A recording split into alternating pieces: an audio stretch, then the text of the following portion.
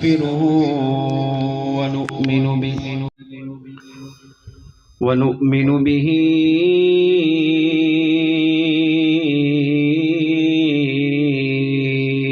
ونتوكل عليه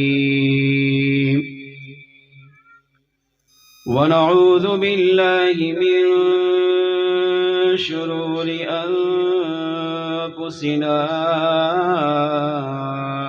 ومن سيئات أعمالنا من يهده الله فلا مضل له ومن يضلله فلا هادي له ونشهد أن لا إله إلا الله وحده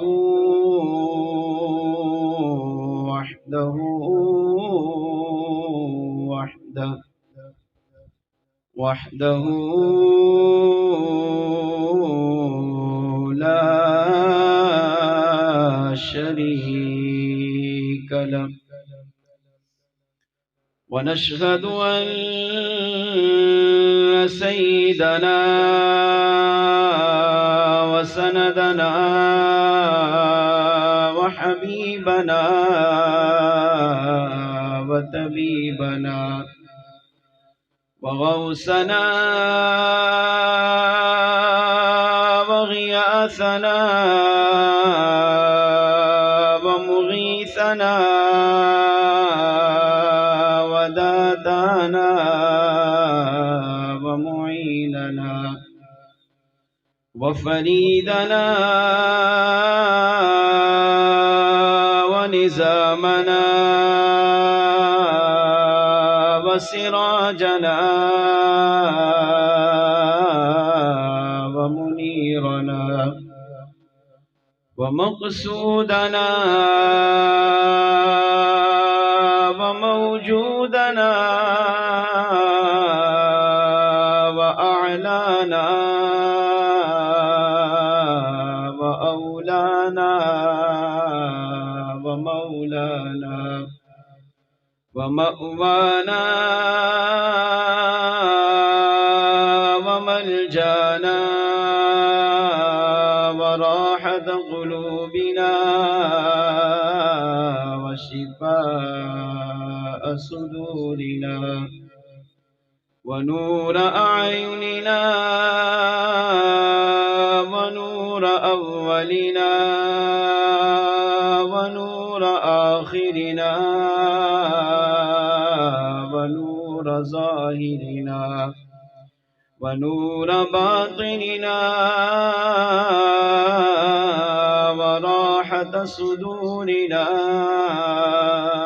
محمدا عبده ورسوله أما بعد فأعوذ بالله من الشيطان الرجيم بسم الله الرحمن الرحيم وقضى ربك ألا تعبدوا إلا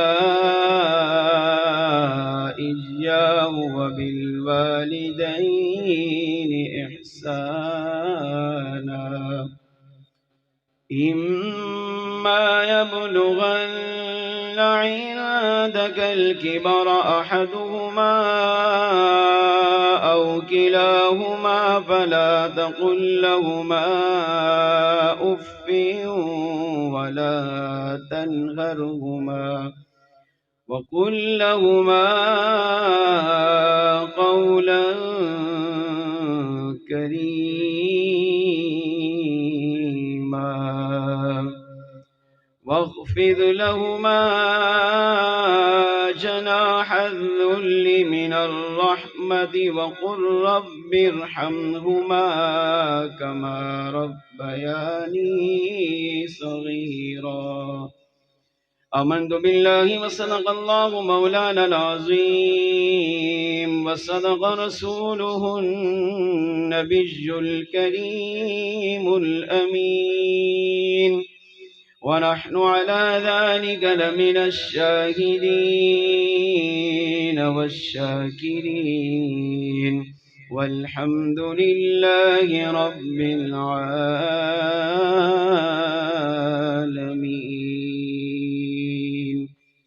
عمل سے زندگی بنتی ہے، جنت بھی جہنم بھی،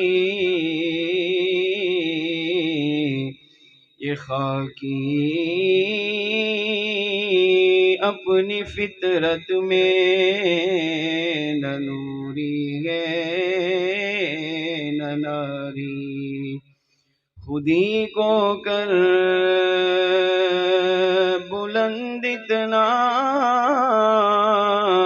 کہ ہر تقدیر سے پہلے خدا خود پوچھے بندے سے، بتا تیری رضا کیا ہے، مٹا دے اپنی ہستی کو اگر کچھ مرتبہ چاہے، کہ دانا خاک میں مل کر گلے گلزار ہوتا ہے۔ سامعین محترم، اللہ تعالیٰ کی حمد و ثنا کے بعد اس رب العالمین کی بارگاہ میں دعا ہے، رب کریم آج کی اس بابرکت سالانہ 40ویں کی عظیم الشان محفل کو اپنی پاکیزہ بارگاہ میں قبول و منظور فرمائے۔ سب سے پہلے دل کی گہرائیوں سے مبارکباد پیش کروں گا محترم جناب مبلغ دعوت اسلامی مولانا محمد وقاص عطاری صاحب اور ان کے تمام اہل خانہ کو، ان کے دیگر بھائیوں کو جنہوں نے اپنے والد مرحوم کریم بخش چنا صاحب کے 40ویں کے سلسلے میں آج کی یہ بابرکت محفل رکھی ہے۔ اللہ کریم ان کی اس کاوش کو اپنی بارگاہ میں قبول و منظور فرمائے۔ ہم سب کا یہاں پر حاضر ہونا، ان کا اہتمام کرنا، اس پر اپنا مال خرچ کرنا، اپنے والد سے ایک محبت کا عملی ثبوت پیش کرنا، اپنی بارگاہ میں قبول فرما کر ہم سب کے لیے باعث بخشش اور ذریعہ نجات بنائے۔ باپ کے اہمیت، باپ کا مقام، باپ کی عظمت، باپ کی شریعت میں تعلیم، اسلام سے پہلے باپ کی حیثیت کیا تھی اور اسلام نے باپ کو کتنا بڑا مقام و مرتبہ عطا کیا ہے، اس حوالے سے چند گزارشات آپ کی بارگاہ میں پیش کروں گا۔ انتہائی توجہ کے ساتھ سنیں گے، اللہ نے چاہا تو عقائد و اعمال کی اصلاح ہوگی، اور بالخصوص والدین کی عظمت اور بالخصوص باپ کی اہمیت، باپ کا مقام و مرتبہ آج کی اس محفل میں سمجھنے کی ہم کوشش کریں گے۔ جس پرفتن دور میں اور آپ جی رہے ہیں، انتہائی نازک دور ہے، اعمال کے اندر بہت بڑی کمزوریاں پیدا ہو چکی ہیں۔ اہل سنت و جماعت کا ہر عاشق، ہر سنی، ہر مسلمان عقیدے کے اندر الحمدللہ بہت ہی مضبوط ہے، لیکن اعمال کے اندر ہمارے ہاں کئی کوتاہیاں، کئی اعمال میں بد عملیاں پیدا ہو چکی ہیں۔ ان میں ایک ہے ماں باپ کی خدمت نہ کرنا، اور ماں کا مقام، ماں کی اہمیت، ماں کی شان، ماں کی عزت وقار یہ ہمارے ہاں بیان کی جاتی ہے، مگر باپ کی حیثیت، باپ کا مقام، باپ کا مرتبہ یہ بہت کم بیان ہوتا ہے۔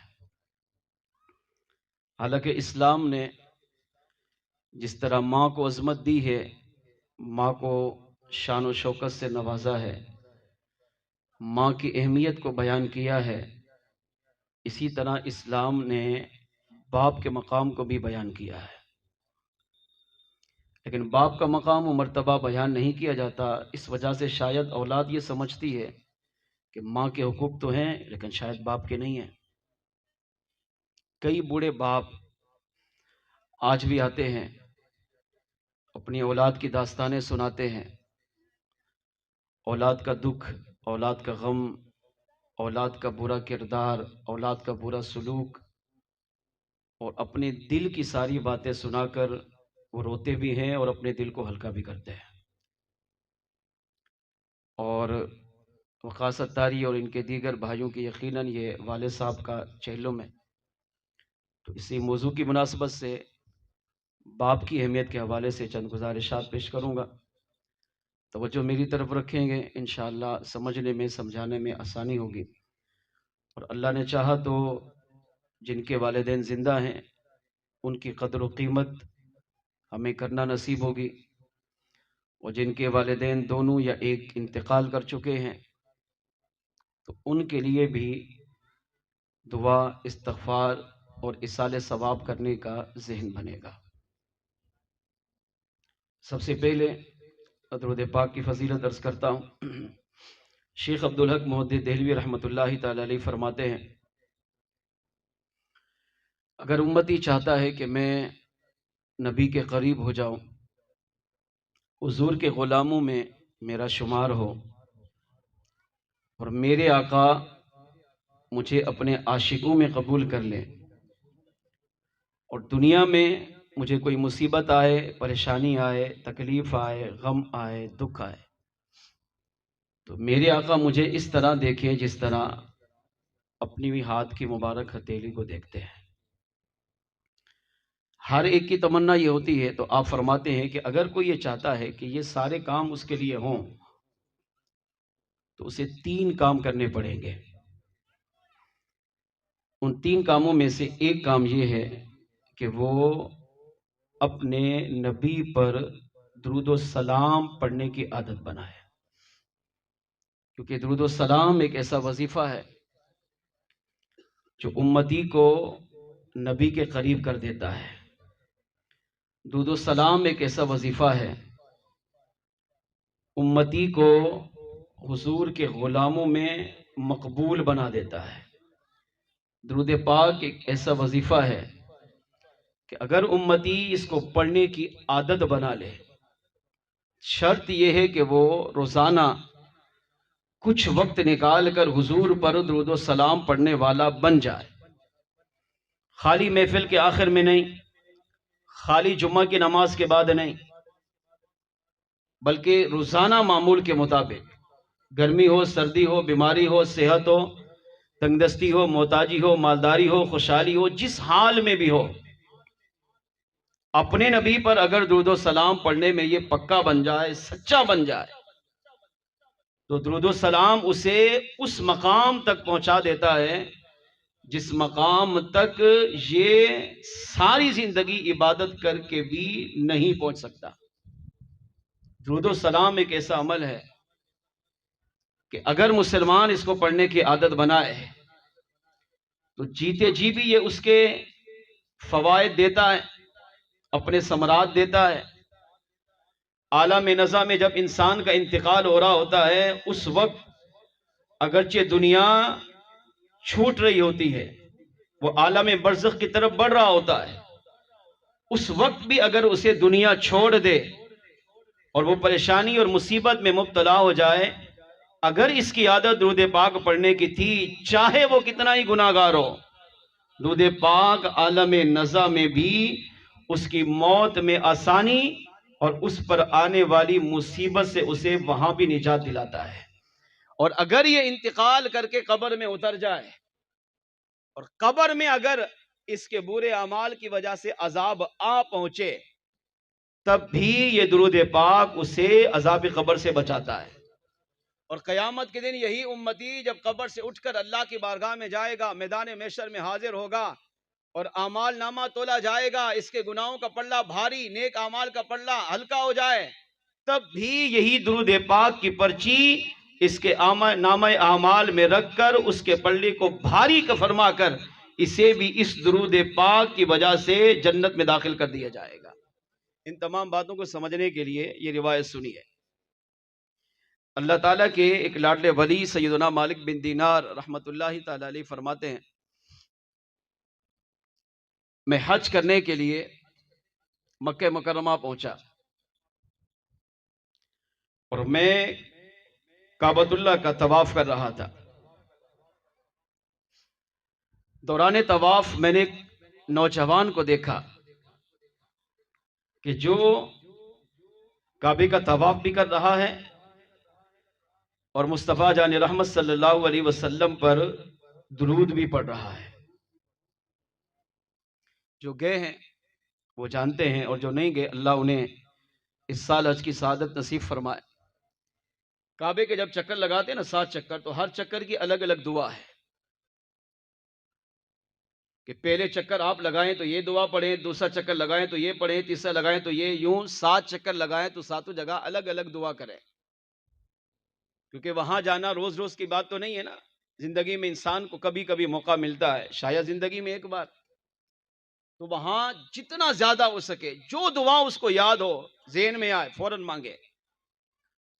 اور کتابوں میں علماء نے ہر مقامات کے الگ الگ دعا لکھی ہے کہ آپ کعبے کا طواف کریں تو یہ دعا پڑھیں، مقام ابراہیم پر آئیں تو یہ پڑھیں، کعبے کو پہلی مرتبہ دیکھیں تو یہ دعا پڑھیں، آپ مینا میں جائیں، مزدلفہ میں جائیں، عرفات میں جائیں، صفا مروہ پہ آپ دوڑیں، مزاب رحمت کے نیچے کھڑے ہوں، جہاں جہاں آپ جائیں ہر جگہ الگ الگ دعا مانگیں اور کوشش کریں جو بھی دعا آپ کو یاد ہو وہ دعا مانگیں، عربی میں آتی ہو عربی میں پڑھیں، ورنہ اپنی مادری زبان میں جو بھی دعا آتی ہو وہاں مانگیں، کیونکہ وہاں دعا قبول ہی قبول ہے۔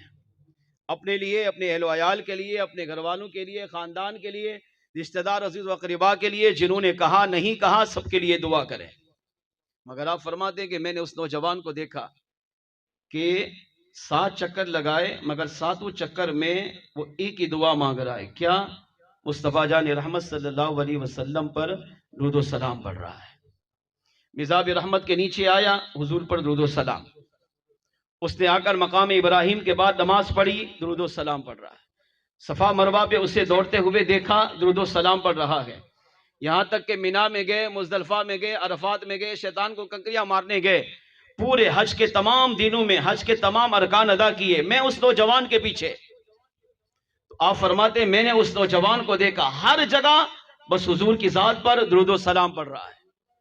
تو آپ فرماتے ہیں میں اس کے ساتھ ساتھ رہا، جب ہم حج سے فارغ ہوئے اور مدینے جانے کا ہم نے ارادہ کیا تو میں اس نوجوان کے قریب آیا، میں نے اسے سلام کیا، اس نے سلام کا جواب دیا اور میں نے اس نوجوان سے پوچھا بیٹا کہاں سے آئے؟ کہا فلاں ملک سے۔ میں نے کہا اچھا ایک سوال کا جواب چاہیے، میں نے تمہارا پورا حج دیکھا ہے، حج کے سارے ارکان دیکھے ہیں، تم نے حج کے ارکان تو صحیح ادا کیے، مگر ایک چیز جو مجھے سمجھ میں نہیں آ رہی، میں چاہتا ہوں اگر اس کے اندر کوئی راز ہے یا کوئی حکمت کی بات ہے یا میرے سیکھنے کے لیے کوئی پیغام ہے تو اسے بیان کر دو۔ نوجوان نے کہا پوچھئے۔ مالک بن دینار علی رحمہ فرماتے ہیں میں نے نوجوان سے کہا بیٹا یہاں پر ہر جگہ کی الگ الگ دعا موجود ہے، علماء نے اس پر کتابیں لکھی ہے کہ آپ طواف کریں تو یہ دعا پڑھیں، آب زمزم پیئیں تو یہ دعا پڑھیں، مقام ابراہیم پر جائیں تو یہ دعا پڑھیں، مزاب رحمت کے نیچے آئیں تو یہ دعا پڑھیں، صفا مروہ پہ دوڑیں تو یہ دعا پڑھیں، مینا مزدلفہ عرفات میں جائیں تو یہ دعا پڑھیں، مگر میں نے تجھے دیکھا لوگ یہاں الگ الگ دعائیں پڑھ رہے ہیں، ہر ایک کی تمنا، ہر ایک کی خواہش یہ ہوتی ہے میں زیادہ سے زیادہ دعائیں اپنے کریم رب کی بارگاہ میں پیش کر سکوں، مگر میں نے یہ دیکھا تو ہر جگہ پر ایک ہی دعا مانگ رہا ہے، اے اللہ اپنے محبوب علیہ السلام پر اپنی خاص رحمتوں کا نزول فرما، اپنے محبوب پر سلامتی بھیج، یعنی ہر مقام پر تو حضور کی ذات پر درود و سلام پر رکھا گے۔ اے لخت جگر یہ تو بتا اس میں راز کیا ہے؟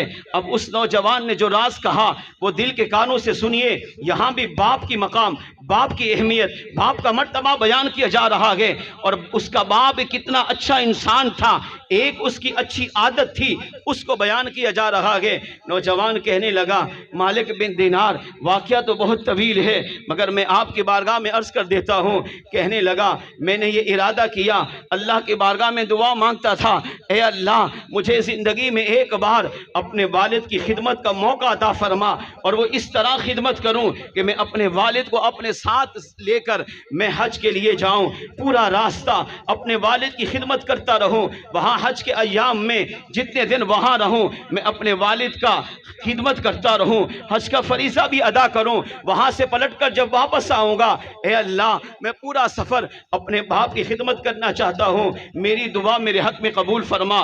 نوجوان کہنے لگا میرے کریم رب نے میری دعا کو قبول کیا، میں نے اپنے گھر سے اسی سال حج کا ارادہ کیا، اپنے والد کو تیار کیا، راستے میں چلتے چلتے کئی مہینوں کا سفر گزرا، ہم ایک مقام پر پہنچے، اچانک میرے والد کی طبیعت ناساز ہو گئی، اتنی طبیعت بگڑ گئی کہ وہاں پر علاج کرنے کے باوجود کوئی افاقہ نہ ہوا، قافلے والے ہمیں یہیں چھوڑ کر وہ آگے سفر کر گئے۔ اب میں ایک ویران جنگل کے اندر تنہا تھا، ساتھ میرا باپ تھا، اب میں بڑا حیران و پریشان کہ اپنے باپ کو لے کر کہاں جاؤں، کہ آگے سفر جاری رکھوں یا اپنے باپ کو لے کر واپس پلٹوں۔ نوجوان کہتا ہے اے مالک بن دینار اب میں وہاں پر بیٹھ کر رونے لگا، یہاں تک کہ میرا غم اور بڑھ گیا، میرے والد کی طبیعت ناساز ہونے لگی اور اتنی ناساز ہوئی کہ میرے والد کا وہیں پر انتقال ہو گیا۔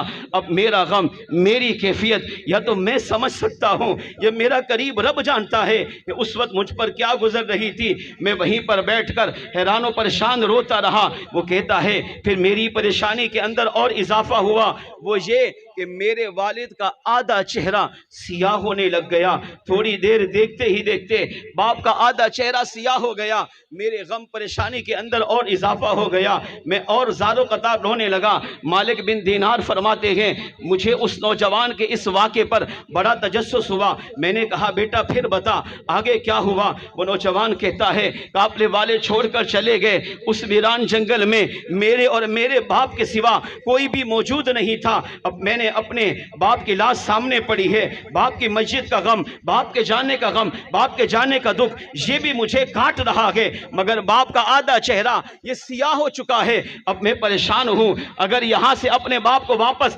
علاقے لے کر جاتا ہوں کئی مہینوں کا سفر کرنا پڑے گا، علاقے کے لوگ پوچھیں گے باپ کے چہرے پر کیا ہوا؟ وہ کہتا ہے یہ غم مجھے اور کھائے جا رہا تھا۔ اب میں نے اپنے گھٹنوں پہ سر رکھ کر ٹانگوں کو کھڑا کر کے میں زار و قطار رونے لگا۔ وہ کہتا ہے کچھ دیر گزری یہاں تک کہ سورج غروب ہونے والا تھا، میں نے دیکھا دور سے کچھ گرد و غبار اڑنے لگی۔ اب وہ کہتا ہے میں نے گرد و غبار کو دیکھ کر اور گھبرانے لگا، میں نے سوچا ہو سکتا ہے آنے والا کوئی ڈھاکو ہو، کوئی لٹیرا ہو، ظاہری بات ہے جنگل ہے، میرے باپ کے علاوہ یہاں پر کوئی بھی موجود نہیں ہے۔ وہ کہتا ہے میری گھبراہٹ کے اندر اور اضافہ ہوا، شاید میں بھی کلمہ پڑھنے لگا کہ اب باپ کی طرح ہو سکتا ہے یہ لوٹنے والے مجھے بھی قتل کر دے، مگر وہ گرد و غبار جب بڑھتی رہی میری گھبراہٹ میں اضافہ ہوتا رہا، یہاں تک کہ جب وہ آنے والی شخصیت قریب آئی وہ کہتے ہیں اب میرا غم، میرا دکھ سارا ختم ہو گیا۔ وہ آنے والی حسین و جمیل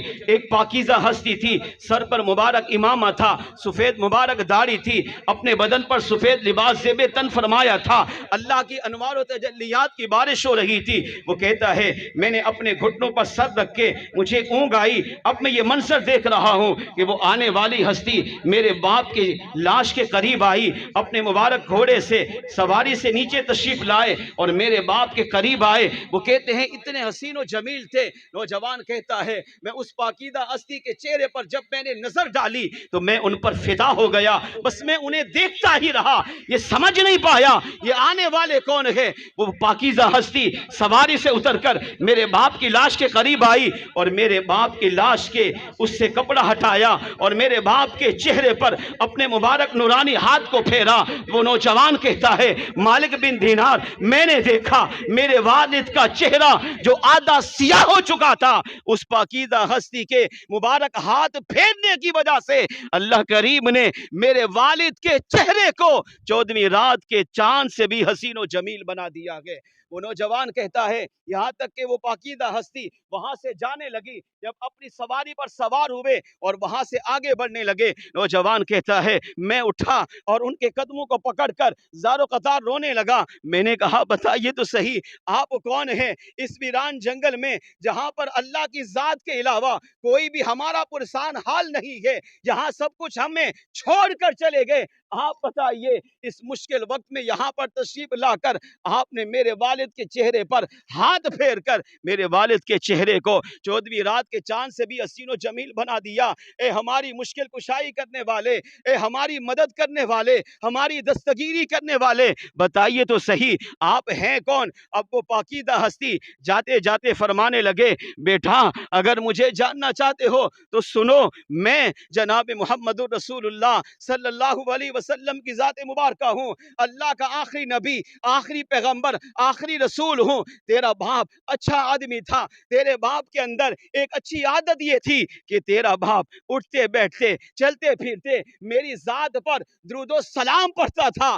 آج جب تیرے باپ کا انتقال کا وقت آیا تو تیرے باپ نے مجھے پکارا، عرض کیا یا رسول اللہ صلی اللہ علیہ وسلم اب میں یہاں ویران جنگل میں تنہا پڑا ہوں، انتقال کا وقت آ چکا ہے، میں چاہتا ہوں دنیا سے جاتے جاتے آقا اپنا دیدار عطا فرما دیجئے۔ ارشاد فرمایا میرے بیٹے تیرا باپ جو بھی تھا یہ تیرے باپ کا آدھا چہرہ جو سیاہ ہوا یہ اس کے برے اعمال کی وجہ سے تھا، مگر تیرے باپ کی اچھی عادت یہ تھی کہ وہ میری ذات پر درود و سلام پڑھتا تھا۔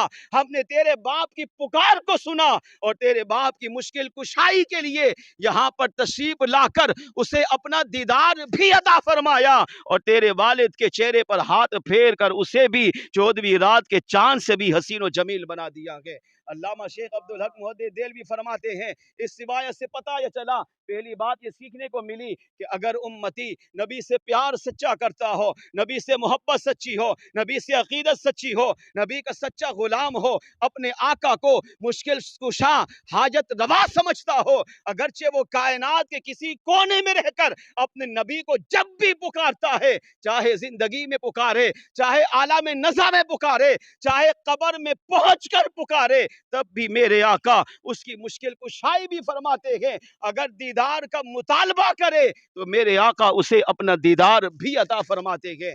دوسری بات یہ سیکھنے کو ملی کہ وہ مقام جہاں انسان کو دنیا چھوڑ دیتی ہے، انسان اپنے آپ کو تنہا محسوس کرتا ہے، مدینے والے آقا وہ ہے کہ جہاں باپ بھی چھوڑ دے، ماں بھی چھوڑ دے، دوست عزیز و اقربا چھوڑ کر چلے جا سکتے ہیں، مگر میرے آقا وہ ہیں کہ اگر امتی کی لگن سچی ہو تو میرے آقا اپنے امتی کو دنیا میں بھی تنہا نہیں چھوڑتے، قبر میں بھی تنہا نہیں چھوڑتے اور قیامت کے دن بھی اسے تنہا نہیں چھوڑیں گے، بلکہ اگرچہ اس کو جہنم میں جانے کا حکم ہو بھی گیا تب بھی اگر سچی محبت والا غلام تھا تو میرے آقا قیامت کے دن بھی اس کی شفاعت فرما کر اسے بھی جنت میں داخل فرمائیں گے۔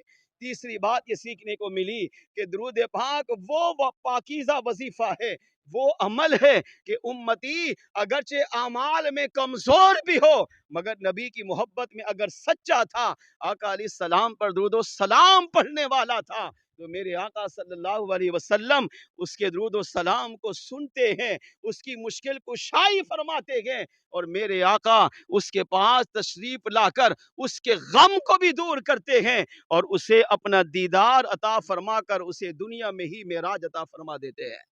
اب میں اور آپ غور کریں، کیا ہماری یہ عادت ہے کہ ہم حضور کی ذات پہ درود و سلام پڑھیں؟ ہر ایک اپنے آپ کا جائزہ لے، میں اپنی گریبان میں جھانکوں، آپ اپنی گریبان میں دیکھیں۔ ہماری حالت یہ ہے کہ ہم درود و سلام پڑھیں گے تو جمعہ کی نماز کے بعد، وہ بھی چند لوگ، یا کبھی محفل ہو گئی تو محفل کے بعد، نہیں، یہ رسماً درود نہ پڑھے۔ آقا پر درود و سلام پڑھنا ہے تو پھر سچی محبت سے پڑھیں، اور سچی محبت کی پہچان کیا ہے؟ علامہ شیخ عبدالحق محدث دہلوی فرماتے روزانہ پڑھیں، چاہے وہ ایک ہی مرتبہ پڑھے مگر پڑھے ضرور۔ کیا نبی کے لیے 5 منٹ نکال کر درود و سلام نہیں پڑھ سکتے؟ موبائل کے لیے، فیس بک دیکھنے کے لیے، یوٹیوب چلانے کے لیے، سوشل میڈیا پر گھنٹے سر برباد کرنے کے لیے ٹائم ہے، کیا اپنے نبی پر درود و سلام پڑھنے کے لیے ٹائم نہیں ہے؟ دوستوں کے ساتھ گپے مارنے کے لیے، ہوٹلوں پہ بیٹھ کے گھنٹے وہاں ضائع کرنے کے لیے ٹائم ہے، کیا نبی پر درود و سلام پڑھنے کے لیے ٹائم ہے ہر ایک کے پاس، مگر کیا ہے، غفلت ہے، سستی ہے، بد عملی ہے، توجہ نہیں ہے۔ آج کریم بس دنیا سے چلے گئے نا، آج چہلوں میں ہم بیٹھے ہوئے ہیں، تو ایک دن ہم نے بھی جانا ہے۔ ان کی تو اولاد خوش نصیب ہے کہ باپ کے چہلوں پر چلو ہم سب کو جمع کر کے ان کا تذکرہ تو ہو رہا ہے، ہمارے مرنے کے بعد ہمیں کون یاد کرے گا؟ ہمارا لوگ اچھے حال میں تذکرہ کریں گے، اچھے الفاظ میں یا برے الفاظ میں، ہمیں تھوڑی پتہ ہے۔ تو کیا یہ اچھا ہو کہ اپنی دنیا میں اپنی زندگی کو اتنا خوبصورت بنا جاؤ کہ ہمارے پیچھے کوئی دعا نہ بھی کرنے والا ہو، اگر آقا سے رشتہ مضبوط ہوگا تو یہاں بھی کامیاب ہوں گے، کب آخرت میں بھی کامیاب ہوں۔ ہاں، یہاں دنیا چھوڑ دے، خدا کی قسم، اب دیکھیں نا، باپ کو سب کو چھوڑ دیا نا، بیٹا پریشان ہو کر بیٹھا ہوا ہے، آقا نے وہاں مدد کی جہاں کوئی بھی مدد نہیں کر رہا، تو اس سے بڑھ کر سچی محبت کیا ہو سکتی ہے؟ تو اس محفل سے یہ عہد کر کے اٹھیے کہ ہم روزانہ مخصوص تعداد میں، چاہے وہ 1 بار ہی ہو، 10 بار ہی ہو، 50 ہو، 100 بار ہو، اپنے آقا پر درود و سلام پڑھنے کی عادت بنا لیں۔ آئیے محبت و عقیدت کے ساتھ بارگاہ رسالت میں درود پاک نذرانہ پیش کیجیے۔ الصلاۃ والسلام علیک یا سیدی یا رسول اللہ، الصلاۃ والسلام علیک یا سیدی یا حبیب اللہ، الصلاۃ والسلام علیک یا سیدی یا رحمت للعالمین، وعلى آلك واصحابك يا سیدی یا خاتم النبیین۔ مل کے بآواز بلند کوئی لب خاموش نہ رہے، صلی اللہ علیہ۔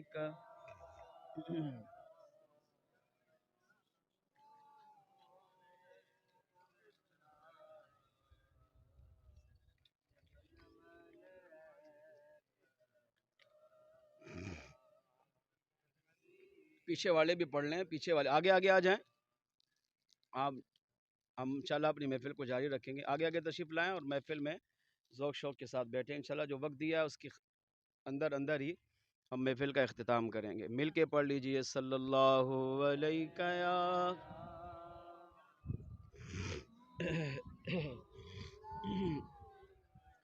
وسلم علیک یا حبیب اللہ۔ ہمیں وہ اپنا کہتے ہیں، محبت ہو تو ایسی ہو، ہمیں وہ اپنا کہتے ہیں، محبت ہو تو ایسی ہو، ہمیں رکھتے ہیں نظروں میں، عنایت ہو تو ایسی ہو، ہمیں رکھتے ہیں نظروں میں، عنایت ہو تو وہ پتھر مارنے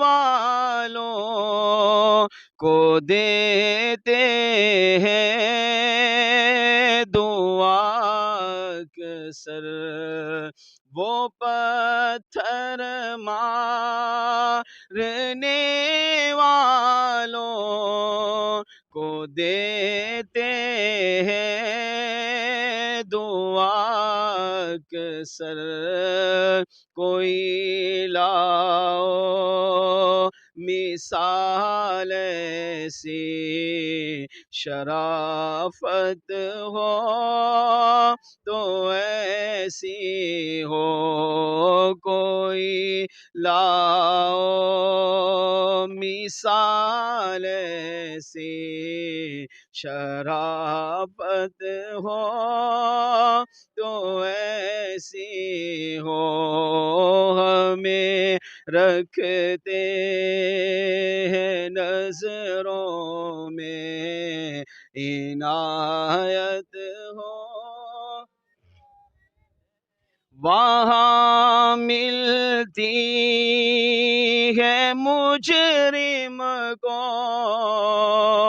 پناہ بھی عطائیں بھی، وہاں ملتی ہے مجرم کو پناہ بھی عطائیں بھی، مدینے میں جو لگتی ہے عدالت ہو تو ایسی ہو، مدینے میں جو لگتی ہے عدالت ہو تو ایسی ہو، ہمیں رکھتے ہیں نظروں میں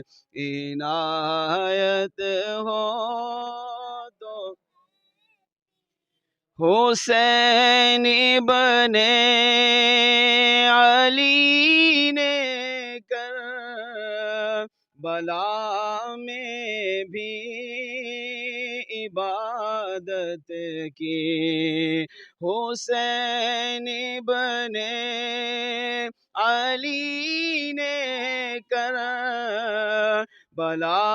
میں بھی عبادت کی، رہے نیزے پہ بھی جاری تلاوت ہو تو ایسی ہو، رہے نیزے پہ بھی جاری تلاوت ہو تو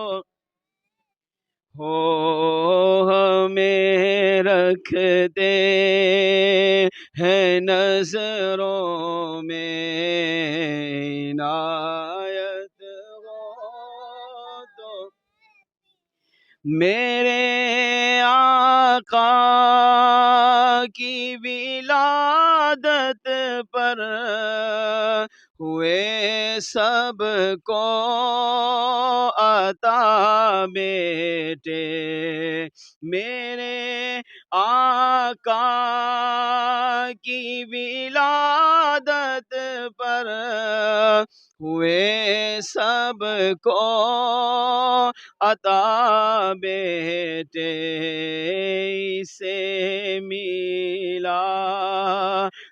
کہتے ہیں، ولادت ہو تو ایسی ہو، اسے میلاد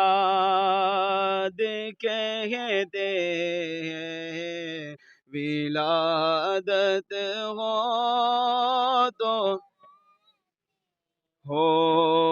ہمیں اپنا وہ کہتے ہیں، محبت ہو تو ایسی ہو، ہمیں رکھتے ہیں نظروں میں عنایت ہو تو ایسی ہو، ہمیں رکھتے ہیں نظروں میں۔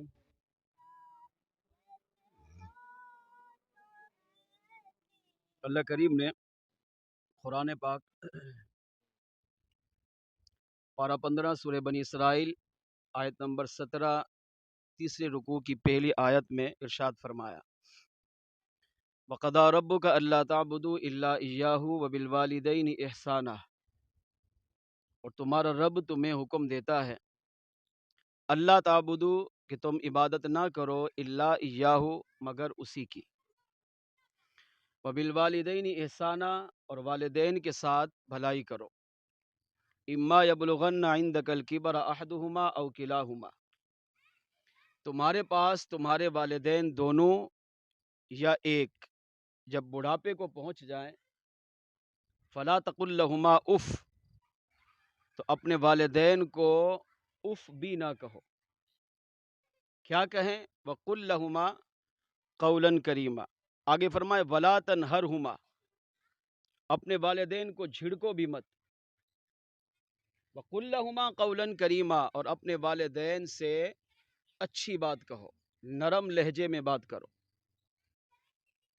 اس آیت کریمہ میں اللہ پاک نے والدین کی عظمت، والدین کا مقام، والدین کی اہمیت کو بیان کیا ہے. یہ بات یاد رکھیے کہ والدین اللہ تعالیٰ کی وہ نعمت ہے کہ جس کا نعم البدل نہیں ہے.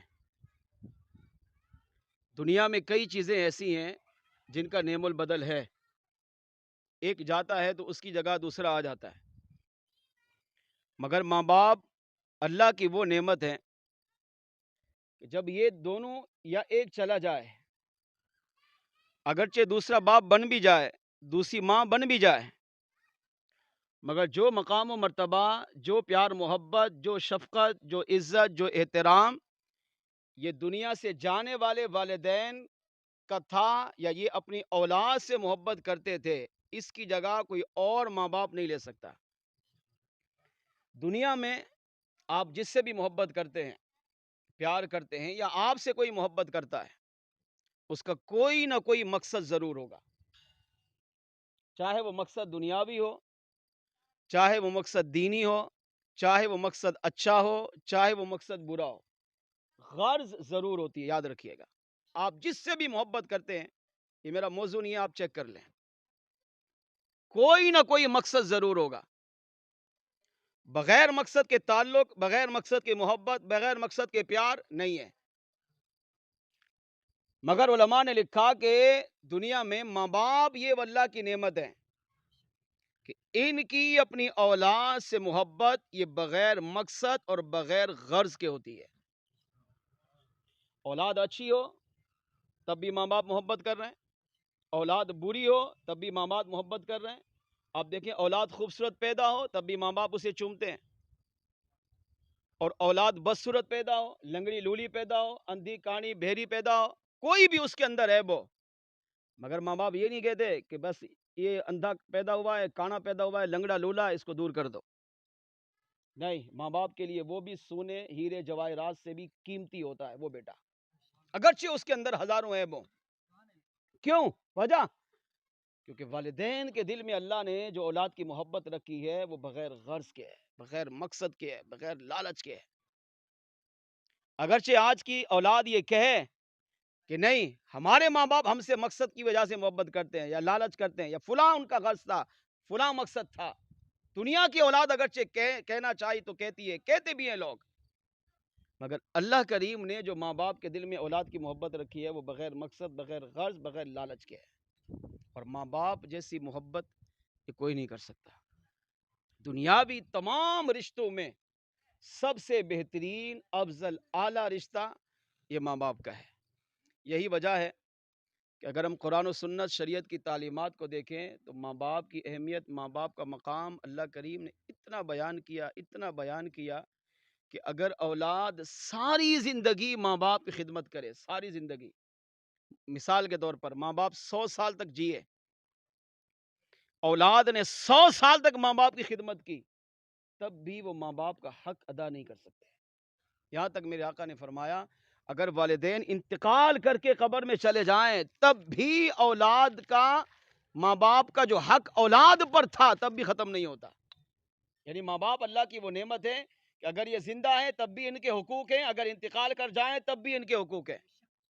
مگر بدقسمتی یہ ہے کہ آج کی اولاد اپنے ماں باپ کو کچھ سمجھتی ہی نہیں ہے، ماں باپ کو اہمیت ہی نہیں دیتی، ماں باپ کو ترجیح نہیں دیتی. آج کی اولاد اگر ماں باپ تیزی سے بات کریں تو سامنے سے ماں باپ سے بھی زیادہ اونچی آواز میں بات کرتے ہیں. تمہیں تو بولنا نہیں آ رہا، تمہیں تو تمیز نہیں ہے، باپ کو برا بلا کہتے ہیں. یہ نہیں سوچتا کہ میرا باپ تو میری بات اس وقت سمجھتا تھا جب مجھے بولنا نہیں آتا تھا، میں پانی کو مم کہتا تھا، اور پیشاب کو کچھ اور کہتا تھا، دودھ کو کچھ اور کہتا تھا، مختلف چیزوں کے نام جب دنیا والے نہیں سمجھتے تھے، مجھے بھی سمجھ میں نہیں آتی تھی، مگر میرے ماں باپ اس وقت بھی سمجھتے تھے. مگر آج کا بیٹا کہتا ہے نہیں، آپ کو میری بات سمجھ میں نہیں آ رہی، میں جو کہنا چاہ رہا ہوں آپ سمجھ ہی نہیں رہے ہو. باپ کو برا بلا، باپ کی آواز سے آواز ملا کر بات کرتے ہیں، باپ کی آنکھ سے آنکھ ملا کر بات کرتے ہیں. باپ کو معاذ اللہ اتنا پرفتن دور آ چکا ہے کہ باپ کو مارا جاتا ہے، باپ کو گھسیٹا جاتا ہے، باپ کو گھر سے باہر نکالا جاتا ہے، باپ کو اولڈ ہاؤس میں جا کر جمع کرایا جاتا ہے، باپ کو ایک لاوارث سمجھ کر گھر سے نکال دیا جاتا ہے. جبکہ یہ بھی نہیں سوچتے کہ اسی باپ نے تو ہمیں پالا ہے، بلکہ اسی باپ کے ذریعے تو ہم دنیا میں آئے. ماں باپ کے ملاپ سے تو دنیا میں پیدا ہوئے، تو باپ تو ہماری آمد کا ذریعہ ہے. باپ نے ہمیں بچپن میں پالا پوسا، جوان کیا، بڑا کیا. باپ نے اپنی ساری جوانی ہم پہ لٹا دی، اپنا بڑھاپا ہم پہ لٹا دیا، سب کچھ باپ کرتا ہے. مگر اولاد کہتی ہے نہیں، ہمارا باپ ہماری سمجھ میں آ ہی نہیں رہا. 10 اولاد ہیں، 12 اولاد ہیں، ایک ہی ماں باپ کے بچے ہیں، مگر یہ سارے مل کر ماں باپ کو نہیں پال سکتے. یہ سارے مل کر ماں باپ کو برا بلا کہہ رہے ہوتے ہیں. ایک بھی ان میں ایسا لائق بیٹا نہیں ہوتا جو ماں باپ کی خدمت کرے. جبکہ یہ نہیں سوچتے کہ تم 10-12 ہو، تمہارے ماں باپ نے تمہیں کیسے پالا، تمہارے ماں باپ نے تمہاری کتنی پرورش کی، انہوں نے کیا کچھ نہیں برداشت کیا. ایک ماں باپ، ایک باپ مل کر اپنی 12 اولاد کو پال رہا ہے، مگر 12 بیٹے مل کر ایک باپ کو نہیں پال سکتے. یہ وہ دور آ چکا ہے. آپ کہیں گے ایسا نہیں ہے، آپ سروے تو کریں، ہمارے پاکستان میں کیا اولڈ ہاؤس نہیں ہے جہاں ماں باپ کو لاوارث سمجھ کر جمع کرایا جاتا ہے؟ ایسے جمع کراتے ہیں جیسے آپ کسی دنیاوی چیز کو جمع کرا رہے ہیں کہ بھئی یہ لاوارث بچی ملی ہے، اس میں جمع کر لو. اب معاذ اللہ وہ دور آ گیا کہ ماں باپ کے ساتھ یہ سلوک کیا جا رہا ہے. اور باہر غیر اسلامی ممالک میں جائیں تو وہاں تو اس کی بھرمار ہے کہ ماں باپ جیسے بوڑھے ہوں گے، ماں باپ بیمار ہوں گے، چلو ہم اس کا علاج نہیں کر سکتے، اولڈ ہاؤس میں جمع کراؤ. یاد رکھیے باپ اللہ کی بہت بڑی نعمت ہے. قرآن کریم کی اس آیت کریمہ میں اللہ کریم نے ماں باپ کے کئی حقوق بیان کیے ہیں. نمبر 1 ارشاد فرمایا وَقَضَىٰ رَبُّكَ أَلَّا تَعْبُدُوا إِلَّا إِيَّاهُ وَبِالْوَالِدَيْنِ إِحْسَانًا.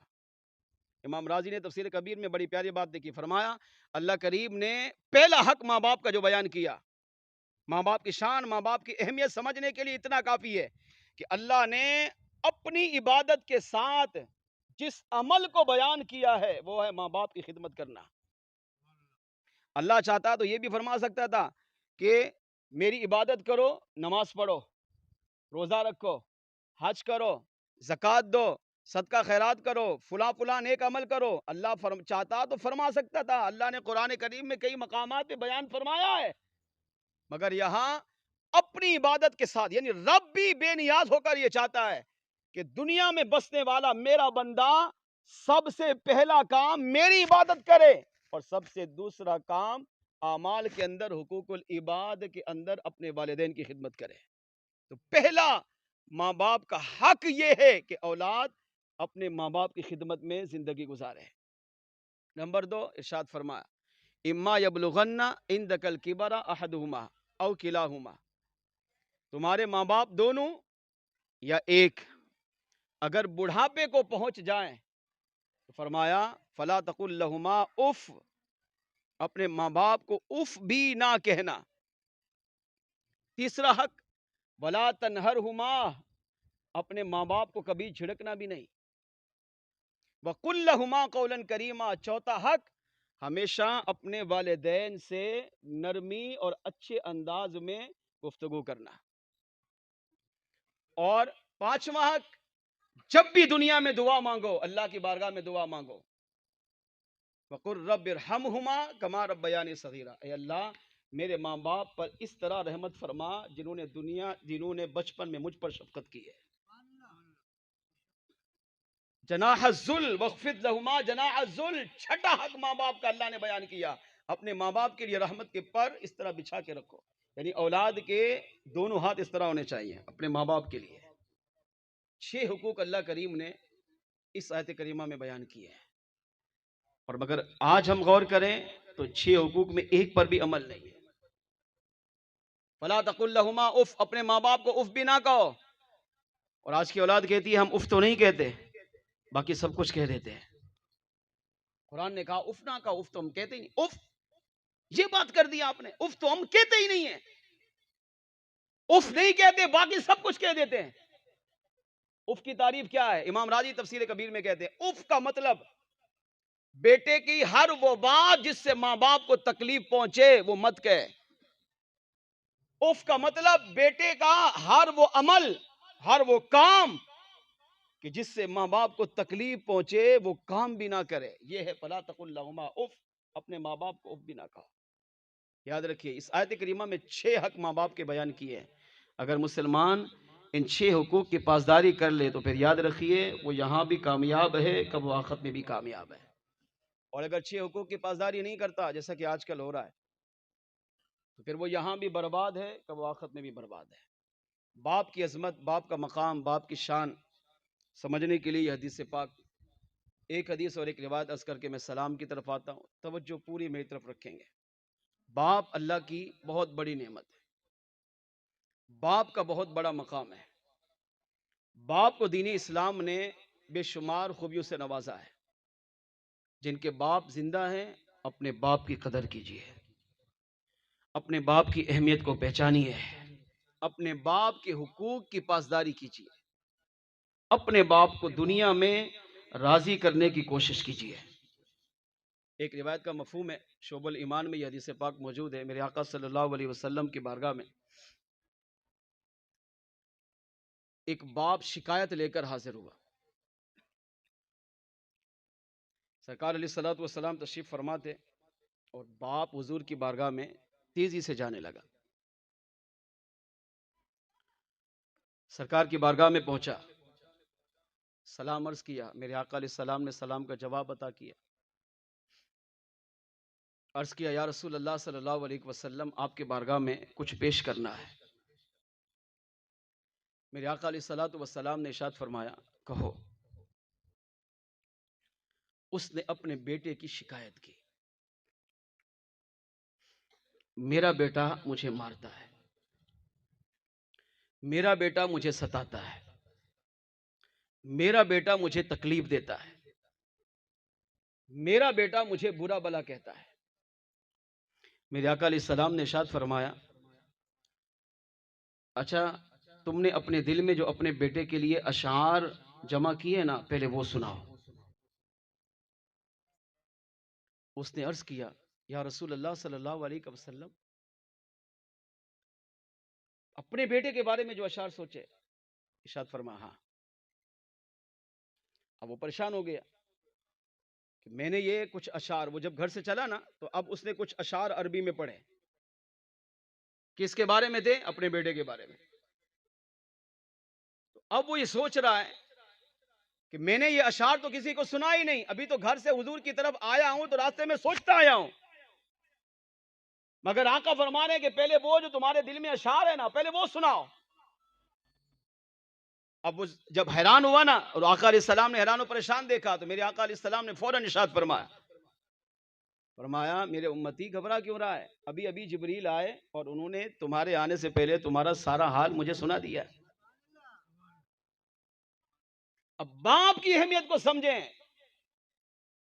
ابھی یہ باپ شکایت لے کر گیا کہاں؟ سرکار کی بارگاہ میں۔ کس کی شکایت؟ اپنے بیٹے کی۔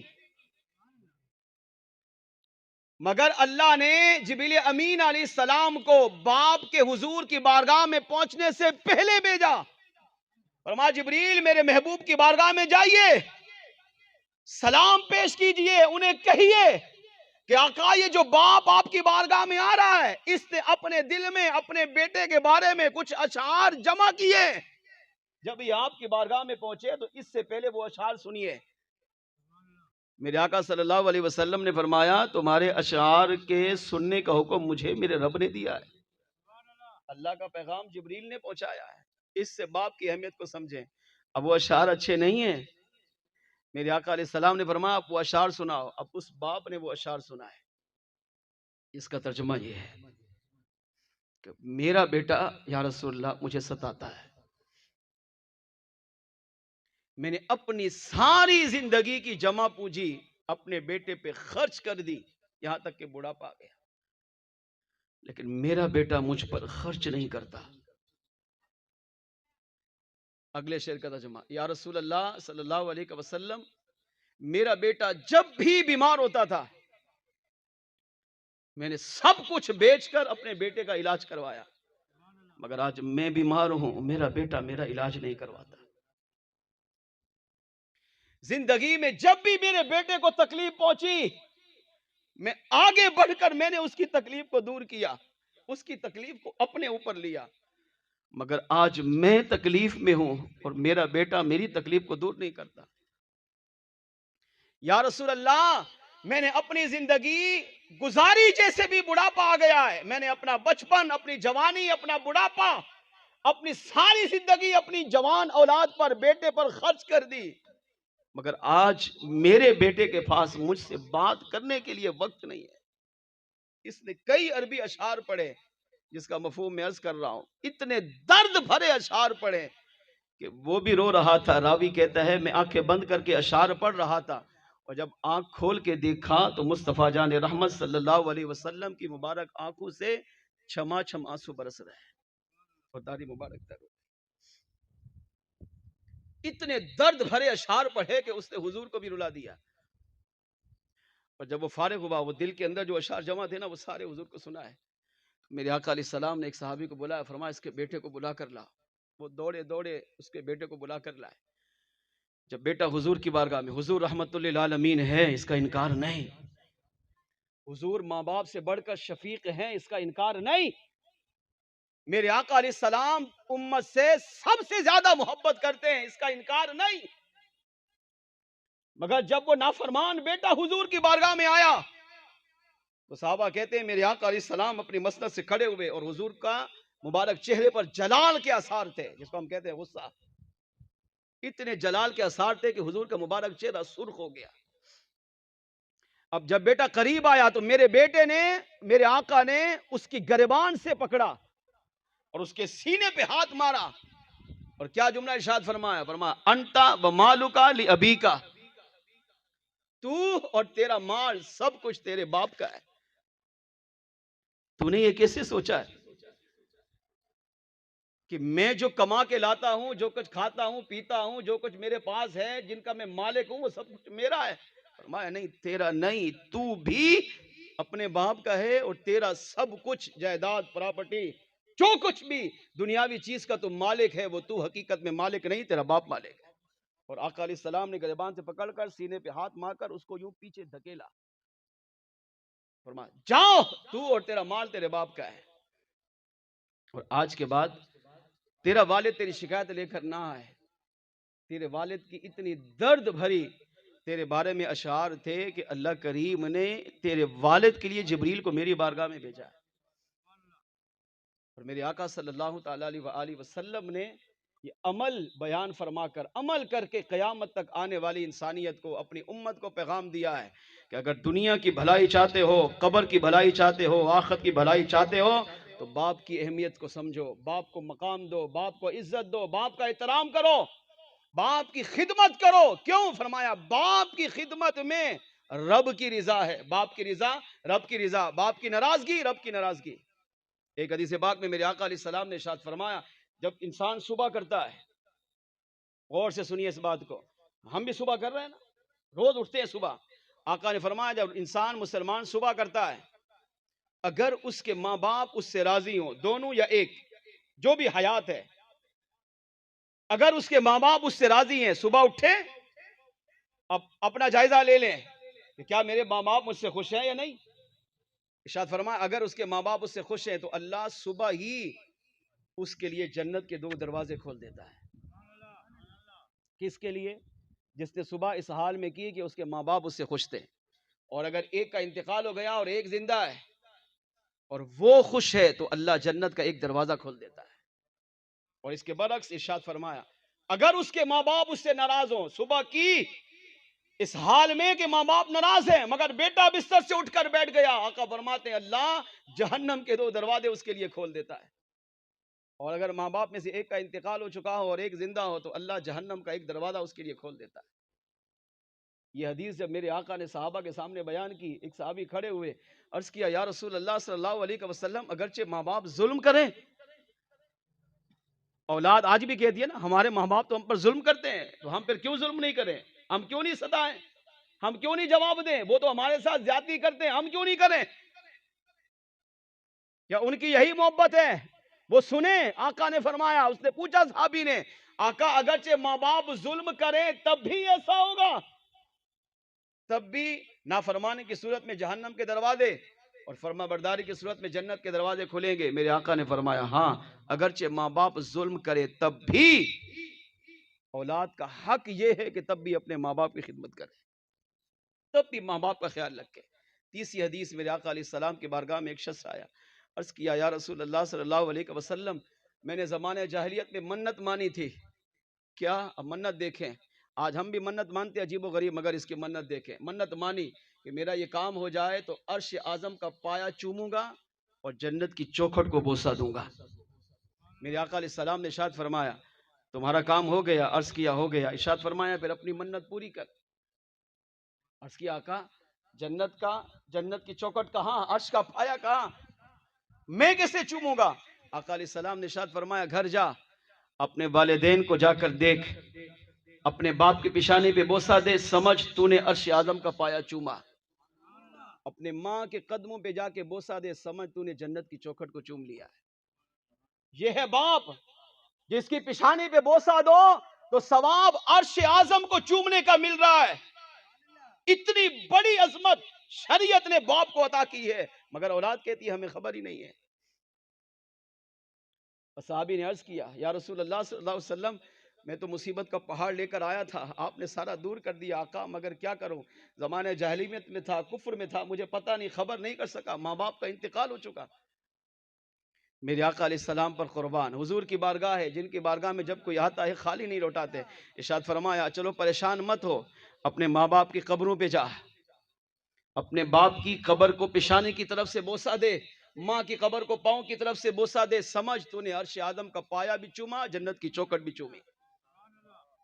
صحابی نے عرض کیا، عرابی نے عرض کیا یا رسول اللہ صلی اللہ علیہ وسلم، آپ نے تو غموں کے پہاڑ کو دور کر دیا، مگر آقا میری بدقسمتی، زمانہ جاہلیت میں رہا، ماں باپ کا انتقال ہو چکا، قبریں کہاں ہیں پتہ ہی نہیں، اور یہی حالت آج ہماری ہے کہ انتقال ہو جائے تو پھر قبر میں جانا ہی بھول جاتے ہیں، یا گئے تو کبھی کسی اور کا انتقال ہوا تو دفنانے گئے، اس بہانے ماں باپ کی قبر میں چلے گئے۔ کیا ہم روز جا رہے ہیں؟ کیا ہر جمعہ جا رہے ہیں؟ کیا عید کے موقع پر ماں باپ کی قبروں پہ جا رہے ہیں؟ نہیں۔ کیوں؟ ہم نے سمجھا بس وہ دنیا میں تھے تو جیسی تیسی گزر گئی، اب تو انتقال کر گئے، اب وہ آگے جو ان کے ساتھ جو ہو وہ جانے، ہمارا اس میں کیا، ہم نے بس دنیا کی زندگی میں گزارنا ہے۔ عرض کی آقا آپ نے تو کمال کر دیا ہے، مگر میں بد نصیب بدقسمت، ماں باپ کی قبروں کا پتہ ہی نہیں کر سکا۔ میرے آقا علیہ السلام پر قربان، دریائے رحمت جوش پڑتا، ارشاد فرمایا مجھے چھڑی دو، عرابی دوڑے ایک چھڑی لائے، میرے آقا علیہ السلام نے اسے کی 2 لکیریں کھینچی، 2 لکیریں کھینچ کے ارشاد فرمایا اپنے آپ کو اس پر گرا، ایک لکیر کو باپ کی قبر تصور کر، ایک کو ماں کی قبر تصور کر، ایک لکیر کو چوم، سمجھ عرش آدم کا پایا چوما، اور دوسری لکیر کو پاؤں کی دوسری طرف سے چوم، سمجھ جنت کی چوکھٹ کو چوم لیا۔ لکیریں کھینچ کر عقل نہیں مانتی۔ محدثین نے کہا یہاں میرے آقا ماں باپ کی عظمت، ماں باپ کی اہمیت، ماں باپ کا مقام سمجھا رہے ہیں، اور میرا موضوع جو باپ کی اہمیت ہے وہ سمجھا رہے ہیں کہ قبر بھی نہیں ہے تو لکیر کھینچ کر فرمایا یہ تیرے باپ کی قبر تصور کر اور اس کو لکیر کو چوم، سمجھ تو نے عرش آدم کے پائے کو چوم لیا ہے۔ جس باپ کی پیشانی کے بوسے کو میرے آقا عرش آدم کے چومنے، عرش آدم کے پائے کو چومنے کے برابر فرمائیں، کیا اس باپ کی اہمیت، اس کا مقام کا اندازہ ہم کر سکتے ہیں؟ نہیں۔ باپ کا مقام و مرتبہ شریعت نے بہت دیا ہے۔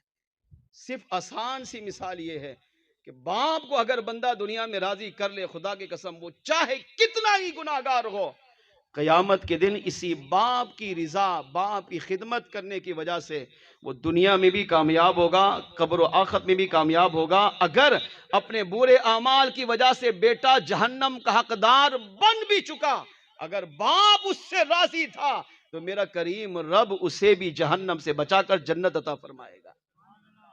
اس سے بڑی اہمیت کیا ہوگی، اس سے بڑا مقام کیا ہوگا؟ مگر بدقسمتی سے افسوس کہ آج ہم اس کو اہمیت نہیں دے رہے ہیں۔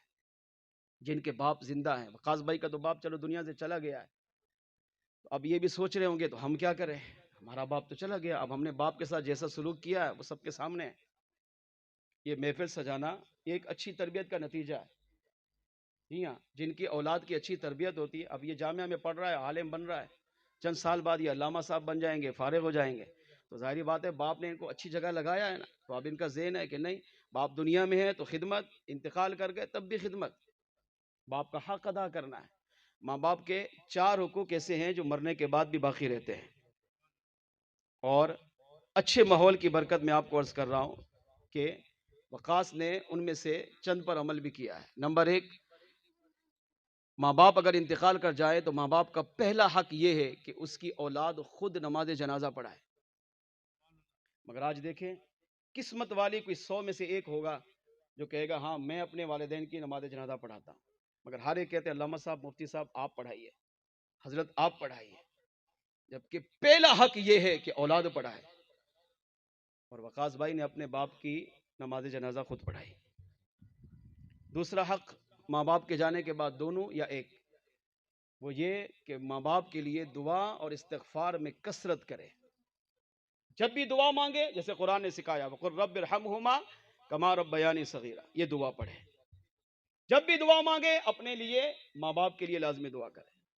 جب بھی استغفار کرے، توبہ کرے، ماں باپ کے لیے استغفار ضرور کرے۔ ماں باپ کے لیے اللہ کی بارگاہ میں گر گرا، یا اللہ میرے باپ کو بخش، میرے باپ کی مغفرت فرما، میرے باپ کی قبر کو جنت کا باغ بنا، میرے باپ کو قیامت کے دن حضور کی شفاعت عطا کر، میرے باپ کو جنت میں داخل فرما۔ ماں باپ کے لیے بخشش مانگے اللہ سے۔ تیسرا حق، انتقال کرنے کے بعد میرے آقا علیہ السلام نے ارشاد فرمایا، ماں باپ کا تیسرا حق یہ ہے کہ ان کے وعدوں کو پورا کرے۔ یعنی دنیا میں جیتے جی ماں باپ نے جو جن سے وعدے کیے ہوں، ان وعدوں کو پورا کرنے سے پہلے وہ انتقال کر گئے، اب زندہ اولاد کا یہ حق ہے کہ اپنے ماں باپ کے ان وعدوں کو پورا کرے۔ چوتھا حق میرے آقا علیہ السلام نے ارشاد فرمایا کہ ماں باپ کے جو دنیا میں دوست ہوں ان کے ساتھ اچھا سلوک کرے۔ بیٹے کو پتہ چلے کہ یہ میرے والد کا دوست تھا، اس کے ساتھ اچھا سلوک کرے، یہ میری والدہ کی اچھی سہیلی تھی، اچھی دوست تھی، اس کے ساتھ اچھا سلوک کرے۔ تو ماں باپ کے دوستوں کے ساتھ اچھا سلوک کرے۔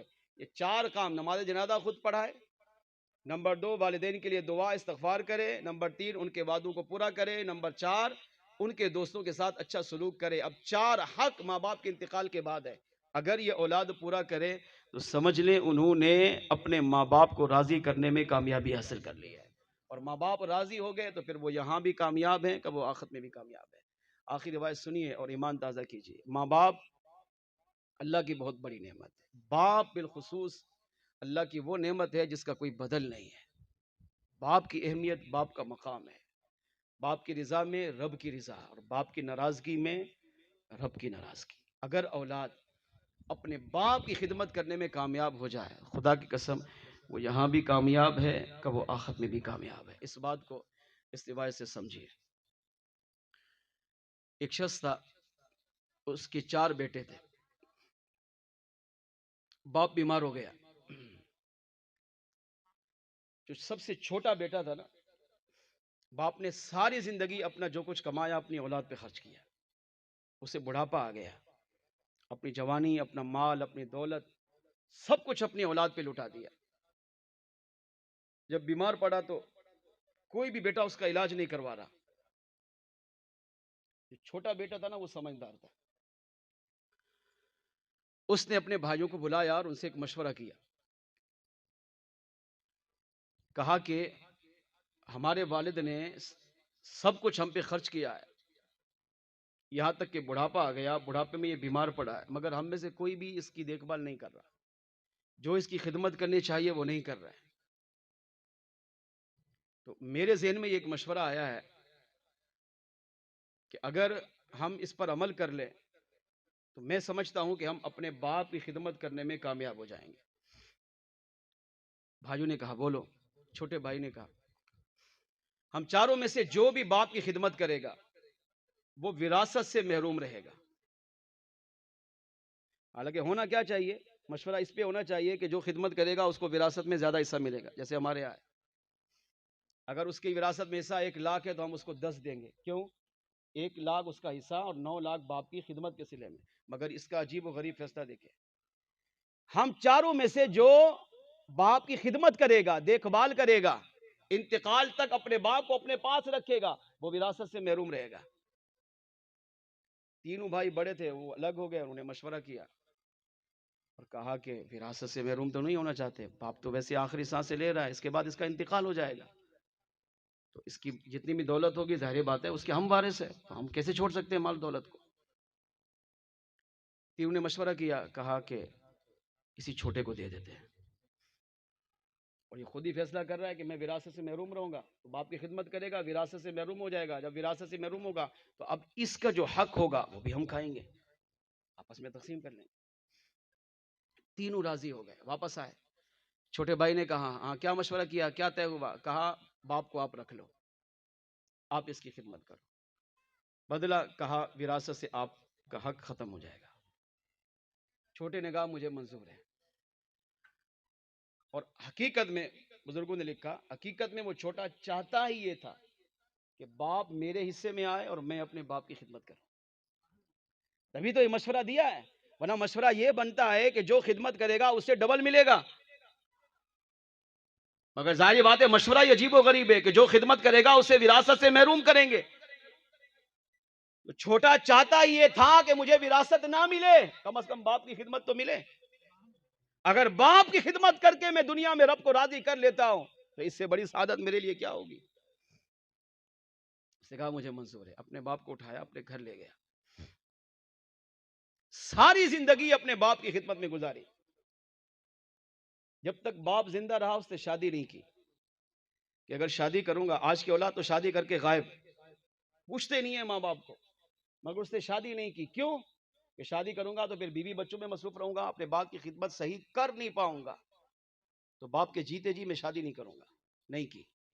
المختصر، اس کے باپ کا جب آخری وقت آیا، آخری سانسیں لینے لگا، تو اس کے باپ نے اسے 3 دعائیں دی. پہلی دعا، اے اللہ میرے بیٹے کو لمبی عمر عطا فرما. دوسری دعا، اے اللہ میرے اس بیٹے نے میری خدمت کی ہے، میں تجھے گواہ بنا کر یہ عہد کر رہا ہوں کہ میں اپنے بیٹے سے راضی ہوں، تو بھی راضی ہو جائے. تیسری دعا، اے اللہ میرے بیٹے کو اتنا مال دے کہ دنیا میں یہ کبھی کسی کا محتاج نہ ہو. اتنا دے اس کو کہ اس نے میری خاطر وراثت چھوڑ دی، باپ کی خدمت کو ترجیح دی ہے. اب میں راضی ہوں، میں تیرا بندہ تیری بارگاہ میں اپنے بیٹے کے لیے دعا کر رہا ہوں. کب دعا کی؟ مرتے ہوئے. کہ اس کو اتنا دینا کہ تیرے سوا کبھی کسی کے در پہ ہاتھ نہیں پھیلا ہے. باپ کا انتقال ہو گیا. جب بھائیوں کو پتہ چلا پھر وہ بھی آ گئے. پھر وہ جھوٹ موٹ کا رونا اور سب سارے ارکان ادا کیے. المختصر، کچھ عرصے بعد اس نے شادی کی. اللہ نے اسے اولاد کی نعمت سے نوازا، مگر غربت وہی چل رہی تھی.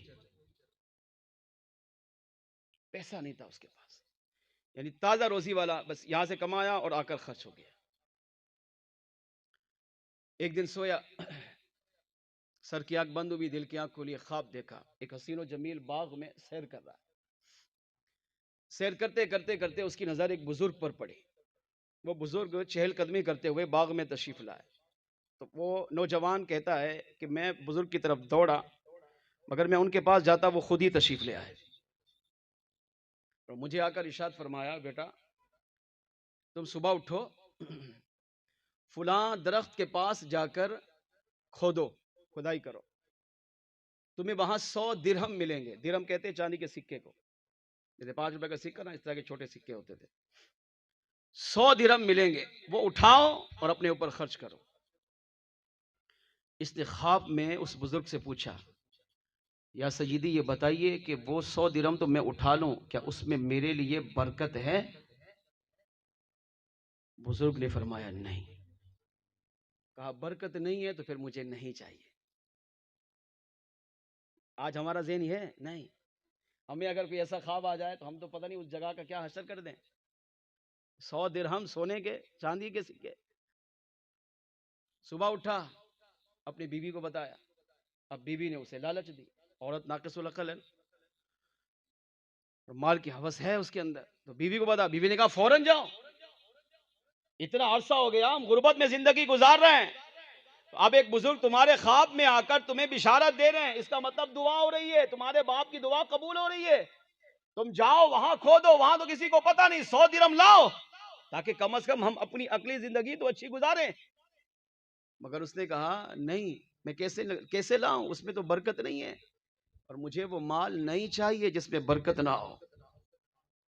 میرے باپ نے یہ دعا مانگی تھی, اے اللہ میرے بیٹے کو اتنا دینا کہ یہ کبھی کسی کے آگے ہاتھ نہ پھیلائے. یہ تب دعا قبول ہوگی جب اللہ ہمیں رزق دے تو وہ بھی برکت والا عطا فرمائے. اگر بے برکت والا رزق ہوگا تو اس میں ہم اچھی زندگی نہیں گزار سکتے. وہ آج ہے کل ختم ہو جائے گا. بیوی کی بات نہیں مانی, نہیں گیا. اگلی رات پھر سویا, پھر وہی سر کی آنکھ بند دل کی آنکھ کھلی, اپنے آپ کو باغ میں دیکھا, وہی بزرگ پھر تشریف لائے. ارشاد فرمایا مال اٹھایا, کہا نہیں. کہا کیوں؟ کہا اس میں برکت نہیں ہے, مجھے وہ چاہیے جس میں برکت ہو. کہا اچھا صبح اٹھو, فلاں درخت کی جگہ جا کر کھدائی کرو, وہاں تمہیں 50 درہم ملیں گے, وہ اٹھاؤ, تمہارے لیے کافی ہیں, تمہاری زندگی اچھی گزر جائے گی. اپنے آپ پر, اپنے بیوی بچوں پر خرچ کرو.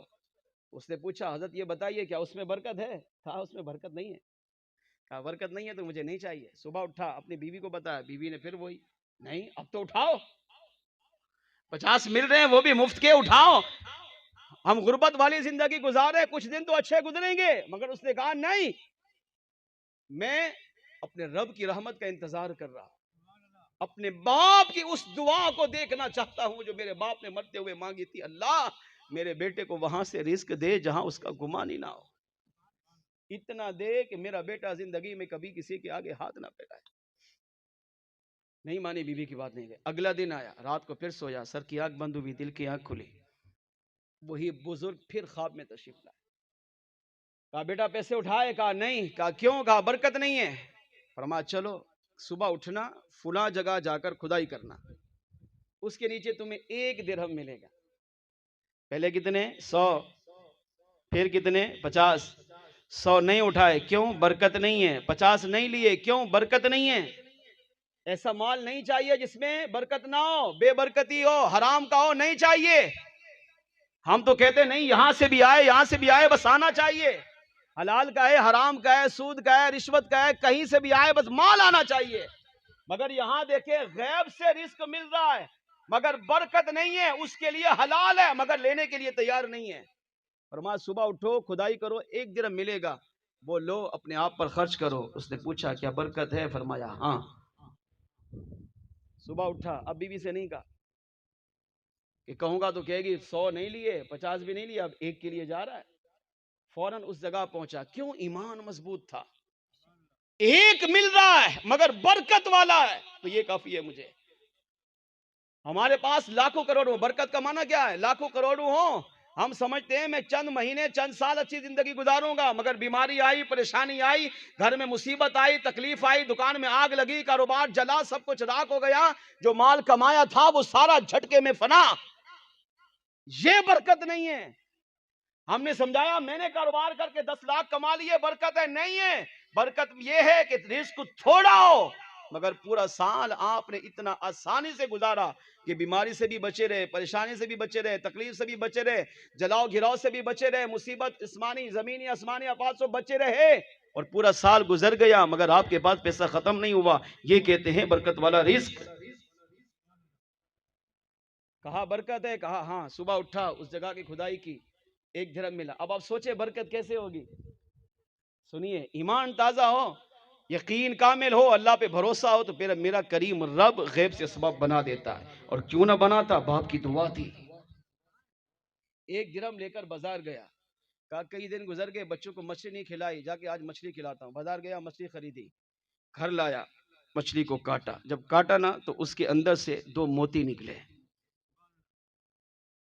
ان میں سے ایک گھر میں رکھا, دوسرا اٹھایا اور سنار کے پاس گیا.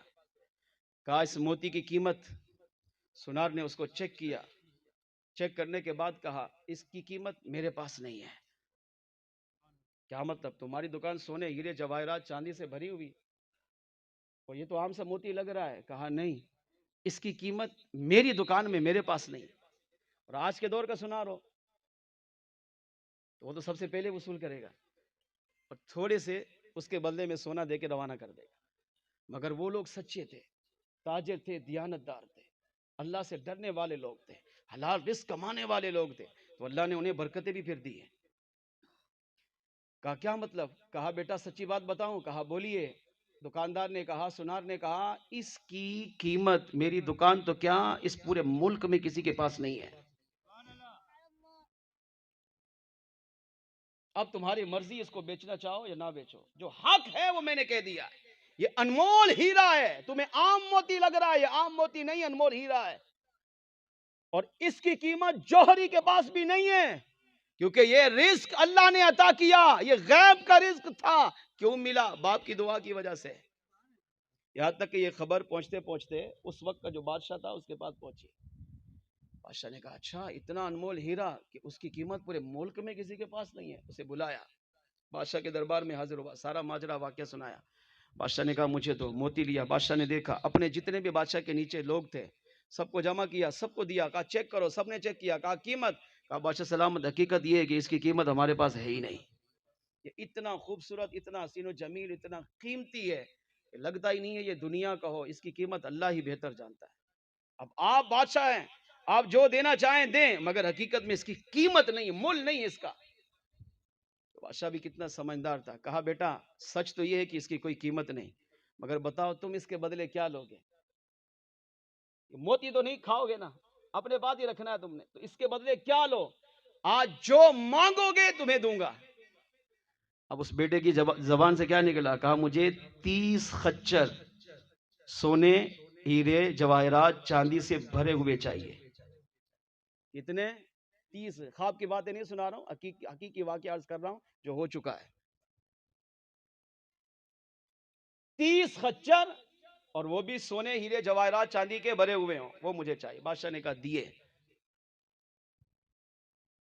اب گیا، بادشاہ نے اپنے وزیر کو حکم دیا، وزیر گیا 30 خچر لائے، اس کو سونے ہیرے جواہرات چاندی سے بھر کے اس کے ساتھ روانہ کیے۔ چند عرصہ گزرا، بادشاہ کو پتا چلا اس کے پاس ایک اور موتی بھی ہے۔ بادشاہ نے پھر اسے اپنے پاس بلایا، کہا تمہارے پاس اور موتی ہے اس طرح کا؟ کہا ہاں۔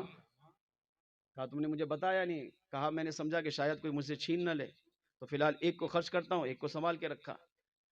کہا لاؤ، اس کو لے کر گیا، کہا دکھاؤ، دکھایا، چیک کیا تو وہی، اس کی قیمت پورے ملک میں نہیں ہے کسی کے پاس۔ تو بادشاہ نے کہا اس کی قیمت کیا لوگے؟ کہا 60 خچر۔ کہا پہلے تو 30 کہے تھے؟ کہا ہاں، اس وقت 30 کی بات کچھ اور تھی، ابھی 60 خچر۔ بادشاہ نے کہا یہ بھی دیے۔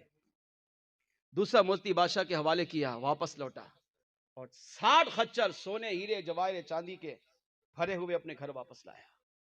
اس طرح اس نے اپنی بقیہ زندگی اپنی اور اپنے بیوی بچوں کے ساتھ خوشحال گزاری۔